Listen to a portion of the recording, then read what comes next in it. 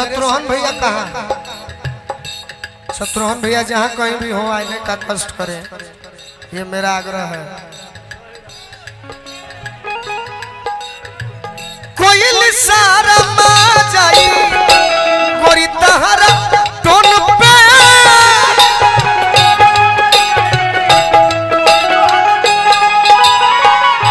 चांद के भी मिलल बा। अर्चना जी उन्हें साजे कारू सिंह जी होन हमार भाई, चांद के भी मिलल बा गोराई तो हसे लोन पे, चांद के भी मिलल बा गोराई तो हसे।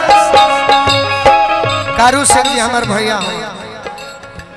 अरे हल चल बोलू के डोला चली मान के, हल चल बोलू के डोला चली मान के, कह के मुआवे नजरिया के बान से, कह के मुआवे नजरिया के बान से।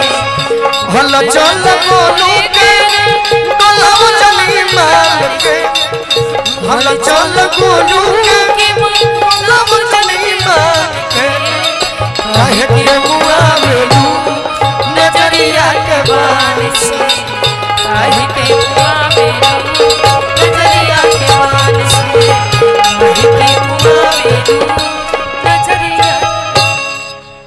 निशा से तनी दो चार गो होली के फरमाइश वाला लोग कहले बा, तनी होखे। हाँ कोनिया राजा जी सबका से आगे ललटनिया है राजा जी, सबका से आगे ललटनिया है राजा जी। ये हो धोखा पागल वाले बात के न भूलिया, सिनवा के भैया हमरा कारू सिंह जी हमरा के हजारों हजार रुपया देनी। हमार पुरान घर के परिवार के सदस्य हैं, बड़ भाई हैं। एगो गीत सुधीर भैया बिहार में यानी हटा भाई, एगो गीत हम रसम सुनले हो खब कि ना सुनले हो खब। अगिया वाले अरुण चाचा खातिर गौले रहन संदेश वाले, घरे आजाद होई के डरनी आए राजा जी, घरे आजाद होई के डरनी आए राजा जी। अरे सबका से आगे ललटनी आए राजा जी, सबका से आगे ललटनी आए। ये हो धोखा पागल वाले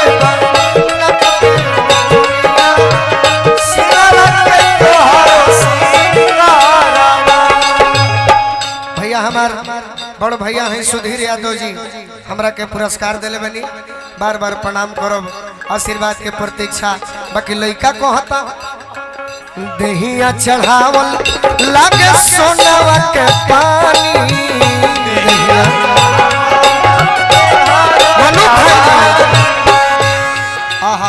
अंजनी चाचा समाज सेवी मनु खान जी पुरस्कार दिले बनी कि दहिया चढ़ावल लागे सोनावा के पानी,